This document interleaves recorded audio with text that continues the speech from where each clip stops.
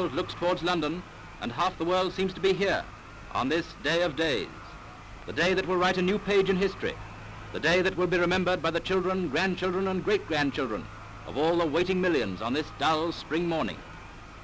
To the crowds that have been here in front of Buckingham Palace all night, the day's first excitement is the motorcar procession of the foreign representatives, which leaves for the Abbey before 9 o'clock.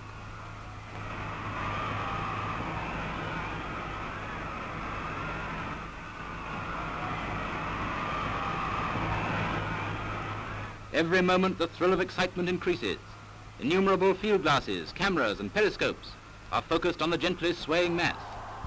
At 9:15 comes the carriage procession of Prime Ministers, representatives of India, Burma and the colonies. In the first is Mr. Stanley Baldwin, and in turn behind him come Mr. Mackenzie King of Canada, Mr. Lyons of Australia, Mr. Savage of New Zealand, General Herzog of South Africa, Sir Mohammed Khan of India, Dr. Moore of Burma, and Mr. Huggins of Southern Rhodesia. Then, with the clash of the salute and the mounted escort of the Royal Horseguards, the procession of members of the royal family.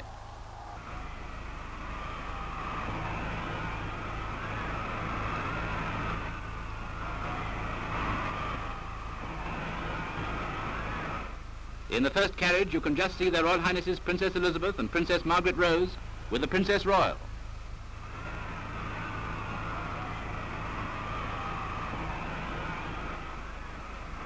In the second, their Royal Highnesses the Duchess of Gloucester and the Duchess of Kent.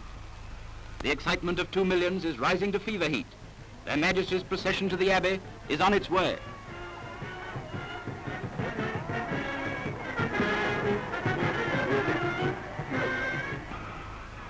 And with a flashing of breastplates and the clatter of hooves, the moment has come. The moment that the whole world is waiting and watching for. With a dignified slowness that makes it all seem as if it were some gigantic dream, the great gilded state coach moves forward in the palace forecourt. And here it comes, bringing with it, symbolized in our royal family, all the history and tradition of Britain and the Empire. It's almost unbelievably grand, the sort of superb show that takes your breath away.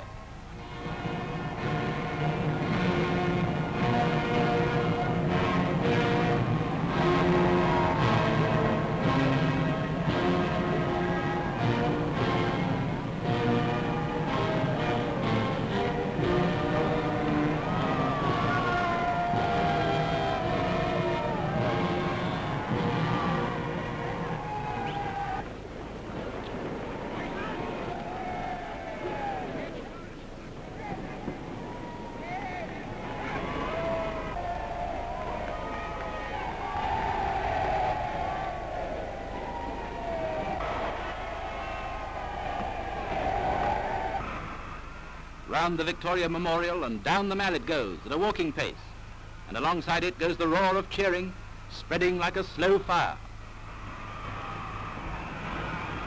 Ahead of their Majesties' procession come the little royal princesses and the royal duchesses. All eyes are on the glistening steel and flashing sword. Just in front of the coach ride the honorary Indian aides to His Majesty, and the coach itself is drawn by a team of 8 Windsor greys.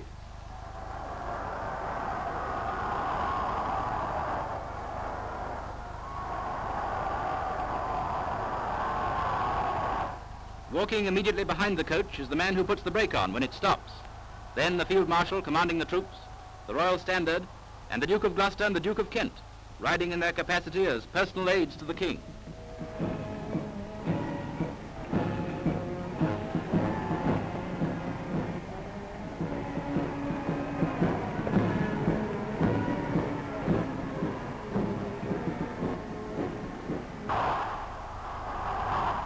But most brilliant in the glittering array is the coach itself, surely the most beautiful in all the world.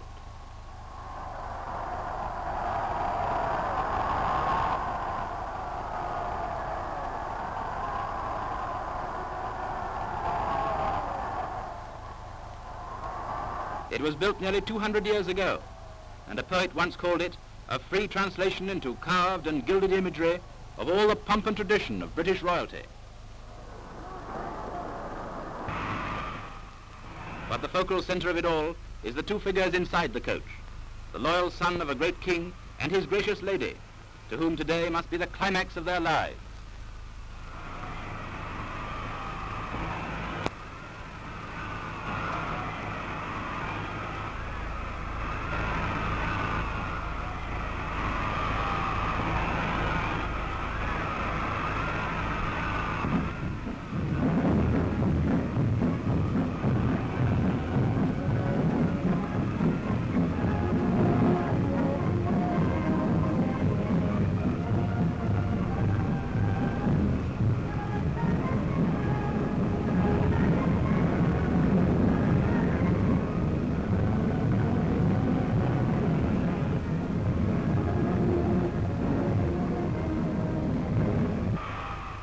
through the Admiralty Arch and across Trafalgar Square, where Nelson looks down on seething millions, there comes first again the Dominion Premiers, then the royal family, the princesses with the Princess Royal.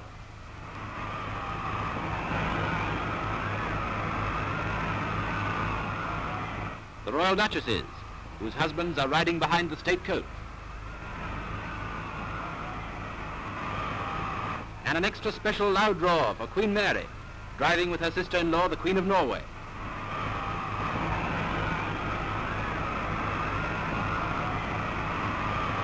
And the royal procession, the Dominion and colonial escorts, the yeomen of the guard, the Indian escort, and the detachments of infantry.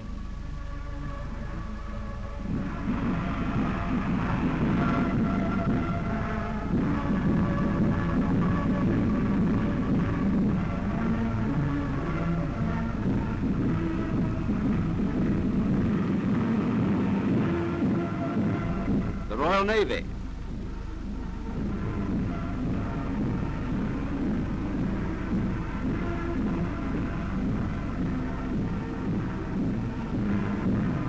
And here it's the Royal Navy lining the route as well.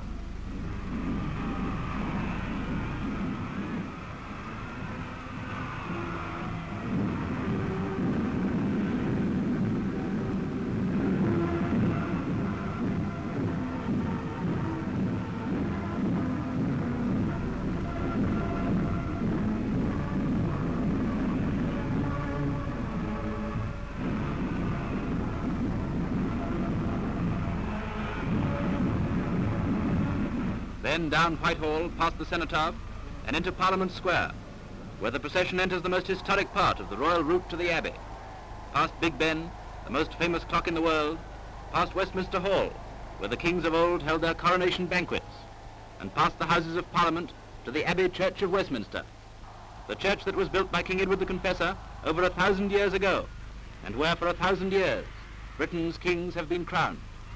And remember that still today, it's the crown of Edward the Confessor that plays the most important part in the coronation service, that within an hour will rest on the head of King George VI and make him king.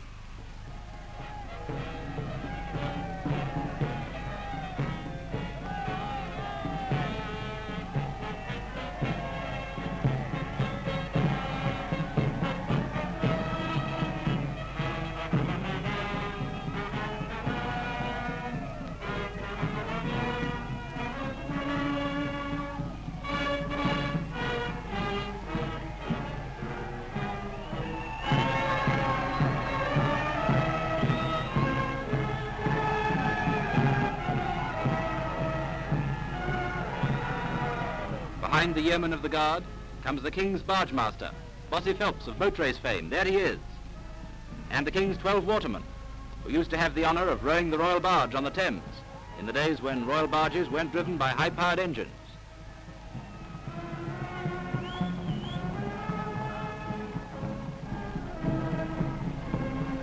In front of the coach ride the Indian aids.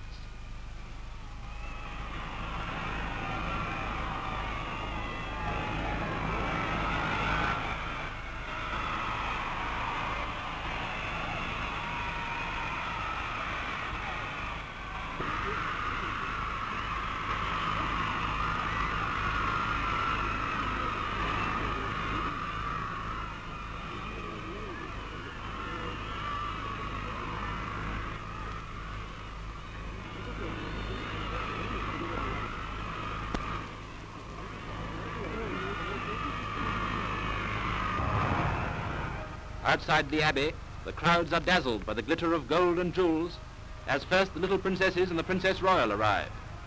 Meanwhile, inside, 8,000 guests have already been assembled for over 2 hours, and at the door, the Earl Marshal of England, the Duke of Norfolk, is waiting to receive their Majesties. Every peer wears his ermine and sable and carries his coronet, which he won't place on his head until the exact moment that King George VI is crowned. The peeresses also carry their coronets, which they'll put on when the platinum and diamond crown touches the head of Her Majesty the Queen. Other members of the royal family arrive, and then just before the royal procession itself, Queen Mary and Queen Maud of Norway.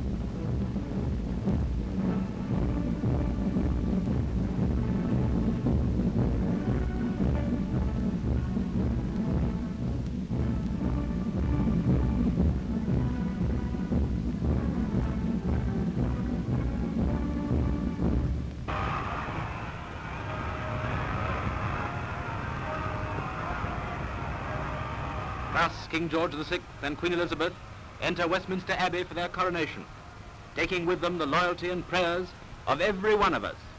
On him the crown is safe. Long may it rest there.